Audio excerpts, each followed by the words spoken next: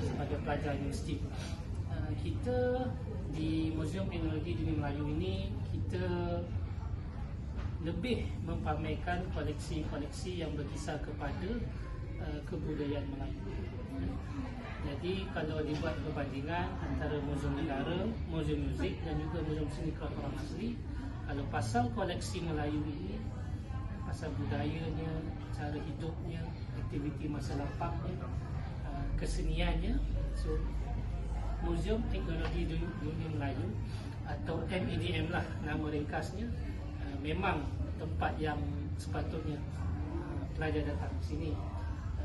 Tetapi untuk makluman mahasiswa-mahasiswi juga, kita di peringkat museum kita hanya boleh memberi maklumat secara orang kata secara umum saja, kerana kita tidak ada orang kata pakar yang betul-betul boleh menguraikan satu persatu.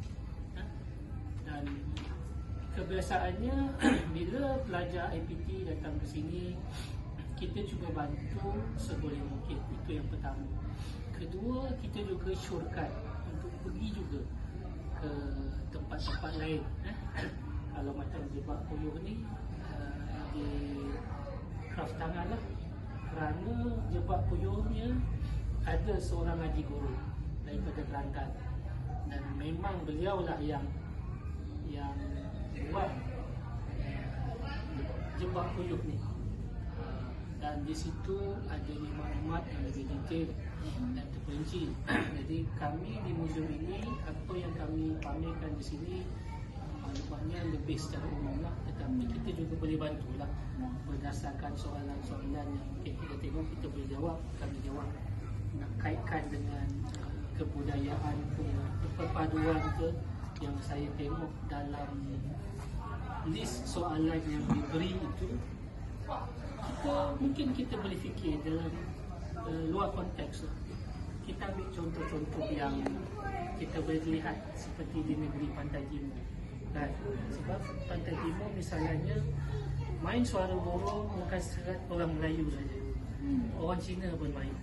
Maka di situ kita boleh lihat asimilasi berlaku, bagaimana aktiviti masa lapang orang Melayu itu turut diminati oleh bukan Melayu kan? Sama juga dengan makanan orang Cina Kelantan, makan nasi kerabu, nasi dagang, nasi lauk. Di KL pun sama kan? Kita boleh nampak perkara-perkara yang seperti itu. Jadi bila soalan itu kita nak relatekan dengan perpaduan, sebagai pelajar universiti, anda kena berfikir di luar kotak. Kadang-kadang kalau kita fikir macam mana Jebak Puyuh ni nak relate dengan isu perpaduan kan, kalau kita tengok ada kaitan pun secara kasar, tetapi bila kita belajar tentang kesenian, kebudayaan, dan benda itu boleh menumpuk minat. Sebab Jebak Puyuh ni, asas Jebak Puyuh ni you kena minat main burung kan? Tangkap burung sama ada nak bela, nak makan, asalnya begitu. Kemudian dia berkembang menjadi satu seni. Bila kata seni Melayu, ukiran Melayu adalah ukirannya, awal laratnya, anyamannya, maka jadilah seperti mana yang kita lihat dalam contoh yang ada dalam galeri kami ini. Yang pendapat Cik Zalita berkaitan kelebihan ni, boleh kongsikan tak pendapat? Kalau tanya saya tidak melihat Jebak Puyuh itu hanya sebagai untuk menangkap puyuh semata-mata. Seperti saya katakan tadi mula-mula, Jebak Puyuh, cuba fikir dalam konteks yang lebih luas, out of the box. Okay. Kalau kita tengok fungsi utama Jebak Puyuh, apa dia? Tangkap burung puyuh kan? Okay. Tangkap burung puyuh tu ada dua. Satu, untuk kita pelihara burung puyuh. Kedua, kita makan. Okay. Tangkap burung puyuh, dia menggunakan jebak. Okay. Apa yang kita boleh lihat dengan jebak itu? Pertama, orang Melayu ni sangat pandai dalam ilmu, kita katakan ilmu untuk menangkap haiwan. Kenapa saya katakan pandai? Dalam sangkap Jebak Puyuh itu dia ada denak. Denak ini kita panggil macam umpan. Kalau anda ke Kelantan, mereka suruh panggil denok burung. Denok burung. Nak tangkap burung kena ada denok. Jebak lah pakai jebak yang ada perangkap. Untuk tarik burung datang kena ada denok. Maksudnya burung ini akan berbunyi, memanggil. Sama ada nak tangkap burung merebuk ke, burung terkukur ke, burung puyuh ke, denok kena ada. Ada denok, mesti ada umpan makan dengan air. Nak bagi masuk burung. Itu kaedah orang Melayu. Dia fikir. Itu satu sudut. Kelebihan jebak puyuh. Kita boleh lihat. Jangan tengok lagi pada sangka. Tengok dari segi ilmu. Bagaimana orang Melayu ni hebat dalam memerangkap binatang. Burung ke apa ke, ilmu. Ni ilmu sebenarnya. Yang orang yang kalau duduk di bandar tak tahu, tak ada pendedahan. Tengok dari sudut itu. Itu yang pertama. Kedua, kita boleh melihat orang Melayu ni kreatif. Kenapa saya katakan kreatif? Jebak puyuh kalau sudah cantik, ia sudah jadi satu bentuk apa? Hiasan. Di mana cantik jebak puyuhnya? Lihat bagaimana kaedah pembuatannya. Ada ukiran, ada awang larat, ada anyaman dan sebagainya. So di situ sudah menunjukkan bagaimana nilai kesenian Melayu ketika itu sangat tinggi. Kan? Maksudnya kelebihan jebak puyuh ini banyak sudut kita boleh lihat. Dan bila sudah menjadi hiasan, secara tak langsung ia boleh dijual, menarik minat kepada penggemar, kolektor yang suka mengumpul jebak. Ada. Ayah saya sendiri, arwah lah, suka masuk pertandingan suara burung. Ketika itu burung terkukur lah. So macam-macam jenis jebak ada. Kalau di Kelantan hari ini bukan setakat burung-burung terkukur, burung merebuk, burung merebah jambul, ayam serama. Ini semua orang kata aktiviti masa lapang masyarakat Melayu. Dalam konteks jebak puyuh kita boleh lihat selain nak menangkap burung puyuh itu sendiri, ia sudah menjadi satu seni. Dan seni itu kita boleh lihatlah dari segi pembuatannya, bentuknya, itu semua memerlukan kemahiran yang tinggi, yang mana mesin tak boleh buat. Semua pakai tangan. Walaupun mungkin ada peralatan moden, tetapi tangan tu perlu seni. Kalau anda ada belajar sejarah bagaimana orang-orang dulu membuat hiasan yang cantik-cantik, mesin tidak ada. Mereka hanya pakai tangan, ketuk. Nampak kan dalam zaman Rom sebagainya, ada mesin. Sama juga bila kita buat jebak puyuh. Maksudnya itulah kemahiran, kehebatan, kemahiran kraftangan orang Melayu. Kalau tanya pandangan saya, yes, itulah kelebihan jebak puyuh. Dia membawa maksud yang pelbagai. Maksudnya kita boleh lihat yang lebih luas. Maksudnya fungsi menangkap burung itu sendiri, kemudian dari sudut keseniannya, dari sudut ekonominya, yang keempat menunjukkan kemahiran seseorang individu, khususnya adik-adik guru ni lah yang sememangnya pakar membuat jebak puyuh. Kalau tanya saya lah, pandangan saya macam itu.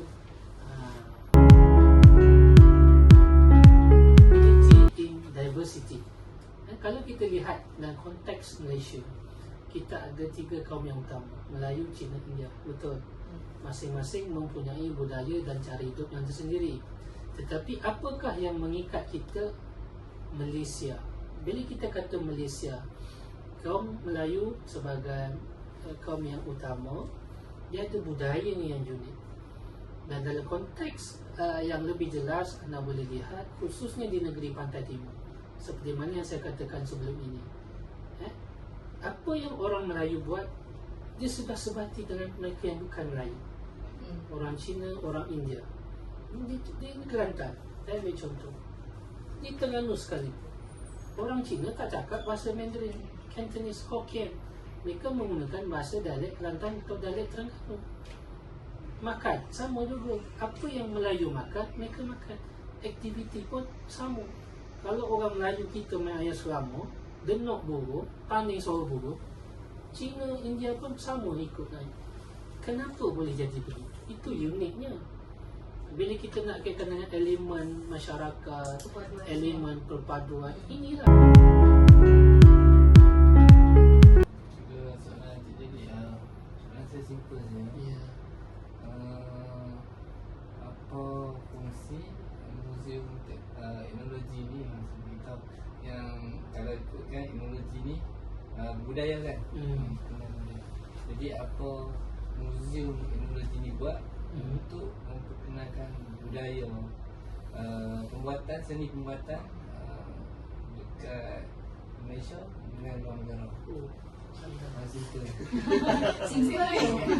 Tapi tanya luar ada sempadan negara. Baik, kita di Muzium Etnologi Melayu ni sememangnya banyak mempamerkan koleksi-koleksi yang berkaitan dengan kebudayaan Melayu yang meliputi pelbagai bidang ataupun aspek kehidupan, sama ada permainan tradisional, busana, senjata Melayu, seni pertukangan Melayu, sama ada kayu, tembika, perak, emas dan sebagainya.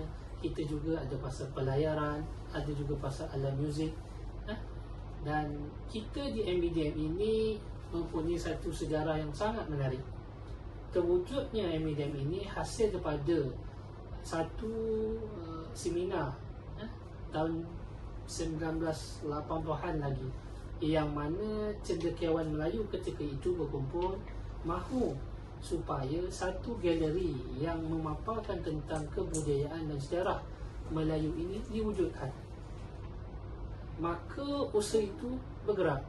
So bangunan ini sebenarnya adalah sebuah kedai bebas cukai, kemudian menjadi restoran sushi pun, akhirnya menjadi sebuah galeri. Pada tahun awal 2000 berapa? 2000 berapa? 2002, something like that. 2002. So bila wujudnya bangunan ini, ketika itu, ini apa yang saya difahamkan oleh Dr. Hakimi, bekas pensyarah daripada Akademi Penang Melayu. Ketika itu Muzium Etnologi Dunia Melayu ingin dijadikan sebagai satu sentral untuk membuat kajian-kajian menarik tentang orang Melayu, sebab kita etnologi, etnik. So kita ini hendak diangkat menjadi center. Kita menyelaraskan dengan muzium-muzium lain. Bukan setakat di MBDM saja, di Universiti Melaya kita ada muzium. Muzium apa kita panggil? Muzium Melayu lebih kurang begitu. UPM pun kita ada. So yang elemen Melayu itu. Tetapi MBDM cuba diangkat untuk menjadi peneraju utama, kerana kita berdaftar di bawah Jabatan Muzium Malaysia di peringkat federal, persekutuan. Dan memang kita berusaha untuk memastikan elemen-elemen budaya Melayu ini boleh terus dipamerkan kepada pengunjung. Bukan setakat saja pameran, kita juga buat bicara, kita buat seminar, kita juga membuat aktiviti sisipan, supaya kita muzium ini boleh menjadi sumber pembelajaran, sama ada secara langsung atau tak langsung, formal atau non-formal. Sama juga kalau pasal jebak puyuh, bila ada yang datang melihat what is this daripada luar negara, kita cuba explain pada mereka. Ini adalah sebahagian kaedah bagaimana orang Melayu satu ketika cuba menangkap burung puyuh, sama ada untuk makan, untuk hiasan. Dan jebak puyuh yang ada juga di sini juga bukan sekadar berfungsi sebagai perangkap, tetapi ia menjadi simbol kehebatan pertukangan seni orang Melayu dalam menghasilkan sesuatu produk, sama ada diukir ke, dianyam ke dan sebagainya. So tugas kita muzium ini ialah untuk menyampaikan ilmu di samping mengekalkan koleksi-koleksi bersejarah yang ada di dalam negara. So fungsi MBDM sangat penting. Walaupun kita ada muzium negara, muzium negara storyline-nya lebih luas, melihat kepada sejarah negara yang berevolusi daripada zaman prasejarah, adanya Kesultanan Melayu Melaka, terbentuknya sebuah negara bangsa menjadi Malaysia dan sebagainya sampailah hari ini. Tapi kita ni lebih spesifik kepada budaya Melayu. Dan memang kalau anda tengok dalam galeri kita ada banyak segmen lah. So segmen yang jebak punya tu seni ukiran kayu lah. tengok ukiran tebuk ke, awang larat ke, seni anyaman ke, semua ada di situ. Ini masih berlaku di Kelantan. Kalau nak lihat di Kelantan sangat unik. Aktiviti yang sebegini sudah menjadi rutin hujung minggu. Mubah jambu, tekukung, merebuk, ayam serama ataupun ayam katik. So benda ini masih ada. Beruntung bagi generasi muda di sana, mereka masih boleh melihat, oh ini satu ketika aktiviti kita orang Melayu waktu lapang dan sebagainya. Tapi di sini agak sukar kerana kita terdedah dengan modernisasi teknologi, gadget dan sebagainya. TikTok itu sebenarnya satu teknologi yang kuat mempengaruhi minda. That's why for the young generation, oh saya nak jadi begini, saya nak tiru dia ni, nak begini. Why? Because TikTok 24 hours dengan kita. Tetapi kalau benda itu kita menggunakan TikTok sebagai platform menyampaikan budaya dan orang boleh baca, orang boleh lihat, follow, favorite dan sebagainya, pada saya tak mustahil kita boleh hidupkan kembali sedikit paling kurang untuk mempertahankan kita punya warisan. Macam luar negara, saya ambil contoh di Leiden, London, yang pergi ke archive pelbagai usia datang untuk membaca manuskrip saja, because mereka menghargai. Kita pergi ke Rome, Itali, yang datang ramai pergi berkunjung melihat sejarah, bukan sekadar ambil gambar, tapi knowledge mereka dapat. Public Record Office di London sama juga. Kerana apa? Kerana cinta mereka kepada sejarah, kepada budaya. Bila berlakunya Perang Dunia Kedua, antara perkara yang dijaga sangat oleh tentera Berikat dan juga Jerman, apa dia? Karya-karya lukisan yang mahal. Why? Itu ada elemen sejarah, ada elemen identiti bangsa dan budaya, dan mereka jaga. So sangat penting sebenarnya. So kita yang kanak-kanak hari ni sepatutnya lah perlu diberi pendedahan, dan sebab itu kita di peringkat muzium, kita suka buat aktiviti outreach. Kita keluar ke sekolah memperkenalkan kebudayaan. Macam saya di peringkat MNAM, kebudayaan Melayu.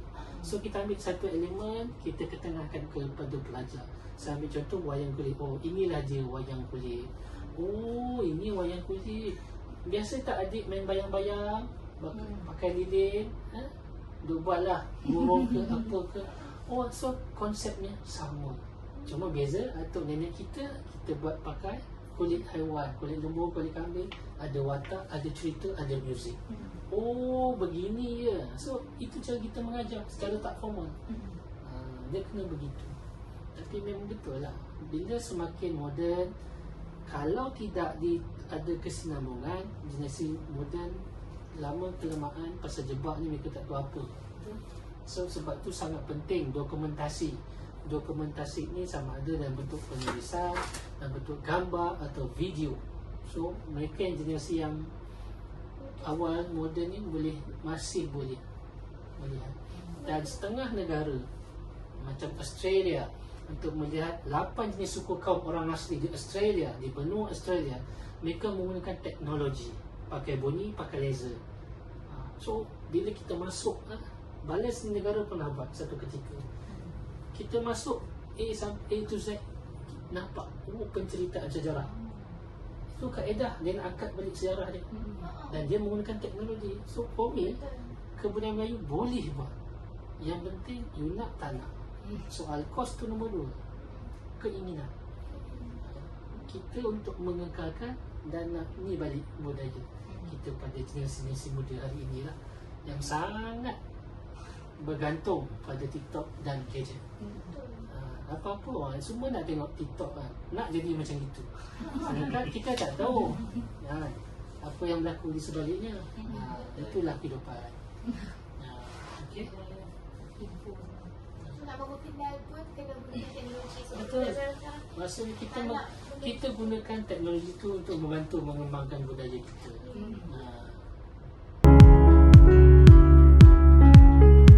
Pada pandangan si Razaliah sebagai konektor di DMA, apa pandangan tentang sesuatu sebagai contoh yang kita bila jebak lah. Bila adakah pada zaman moden sekarang ni dia semakin dilupakan dalam kata adakah orang-orang muda sekarang ni semakin melupakan budaya ataupun kalau kita ambil secara detail lagi jebak tu pada pandangan Cik Razali. Kalau tanya saya tak nafikan lah. Amalan untuk menjebak burung, jangan tengok pada jebak puyuh tu saja. Kita ambil secara umum. Amalan menjebak puyuh ni kalau bagi generasi muda, sebab memang dia semakin lama dia semakin kurang. Kita hari ini kanak-kanak yang mungkin dah 2, 3, 4 tahun, mereka dah lebih terdedah kepada gadget berbanding zaman mereka-mereka yang lebih awal daripada kita. Sewaktu kanak-kanak, itulah permainan mereka. Malah kalau kita bawa kanak-kanak sekolah, kalau tunjuk ni apa ni, dia orang tak tahu.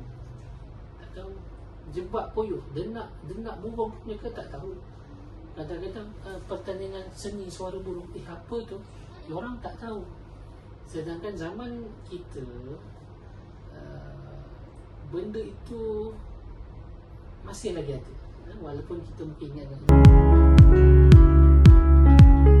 Soalan seterusnya saya nak tanya, ada pendapat Encik Razali, Encik rasa tak ada satu perubahan, maksudnya sesebuah perubahan jebak puyuh dulu dengan sekarang, adakah masih sama tekniknya penggunaan tersebut? Ini soalan cukup mas. Perubahan dari segi apa tu? Perubahan mungkin dari segi pembuatan, mungkin ada penambahan dari segi design ke, ataupun penggunaan bahan. Okey, kalau penggunaan tu mungkin kita boleh nampak lah. Asal jebak puyuh ni memanglah kita nak tangkap burung. Tetapi bila dah jadi satu benda yang cantik, ada nilai, dia sudah menjadi satu barangan untuk hiasan. Walaupun kita tidak letak burung dalam tu untuk denak burung. Betul tak? Itu satu. Dua, saya kurang pasti asal-asal jebak puyuh ni macam mana. Tetapi kalau tanya saya jebak burung yang dulu-dulu memang simple saja. Mungkin kerana orang biasa, bukan orang yang mahir bertukar, bukan orang yang mahir mengukir. Tetapi bagi mereka yang mahir mengukir, dia menggunakan bahan-bahan semula jadi yang tertentu untuk diayam, dibuat sangkarnya, pakai kayu juga, pakai rotan juga dan sebagainya.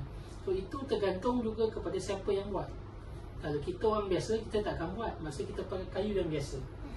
Tetapi kalau kita seorang yang pakar, memang kita tukang pengukir yang hebat dan kita kreatif, maka saya kira benda itu sentiasa berubah, ditambah baik. Nah, tambah-tambah lagi kalau seperti mana yang kita tengok jebak puyuh yang berada dalam koleksi kita itu memang boleh menarik perhatian bagi mereka yang berminat untuk membuat koleksi sebagai barang hiasan. Kalau anda tanya saya lah, saya nampak begitu. Maybe kalau dalam era moden ni, kita punya macam ni, kita boleh nak akses barang tu lebih senang lah. Contohnya kalau sekarang ni jebak puyuh yang macam apa yang macam kita nampak tadi, dia harga dia lain dah. Itu bukan yang ratus-ratus sebenarnya kan. Sebab dia ukiran dia, sebab orang yang buat pun dah tua, so tak ramai orang boleh buat. Dan mungkin kalau macam kita sekarang yang senang dapat, contoh dawai, besi ke, besi is more affordable kan. So mungkin orang jual 100, dia ada buat jebak puyuh tapi pakai besi, which is kalau kat situ nilai dia punya seni kurang lah, bukan baca asal dia.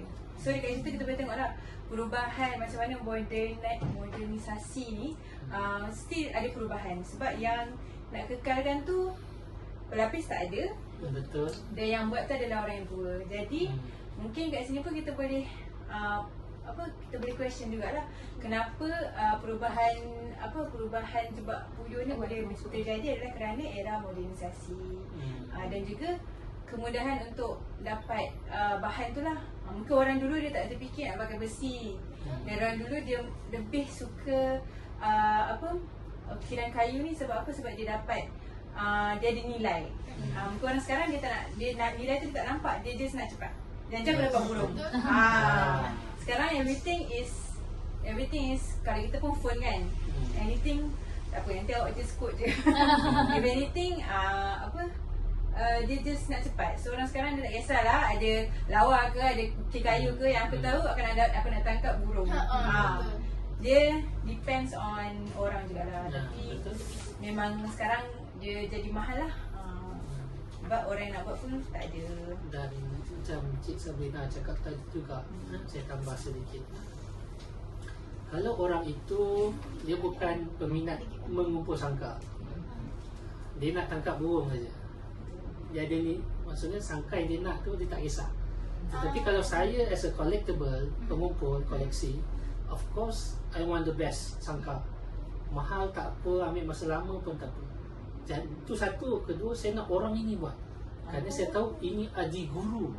Once dia buat something, dia ada nilai yang lebih tinggi. Itu pun dia ambil kira juga.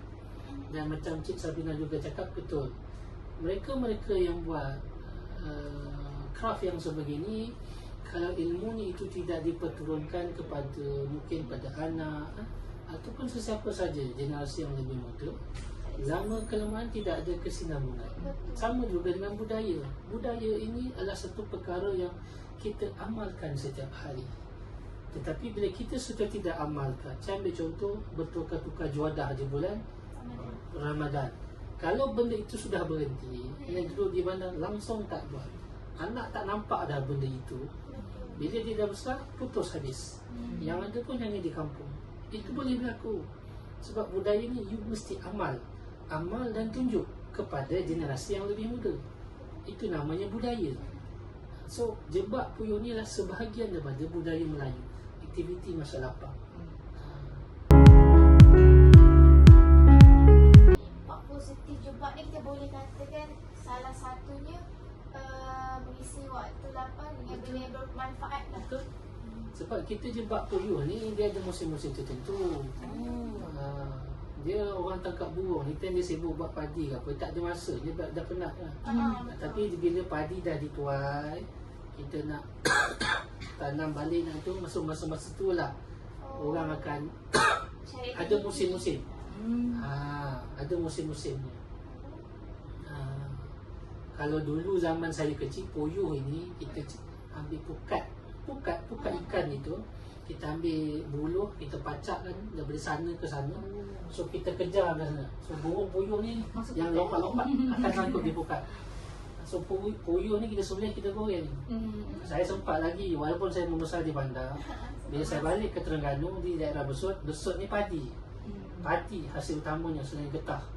Saya sempat lah, walaupun tak selalu, tapi kita boleh nampak dan lihat aktiviti itu berlaku ketika itu. Sebab jebak ni biasanya orang nak pakai untuk burung tukukuh, burung merbuk dan sebagainya. Tapi puyuh kalau nak banyak macam itu. Tapi yang ini dia memang seko-seko lah datang.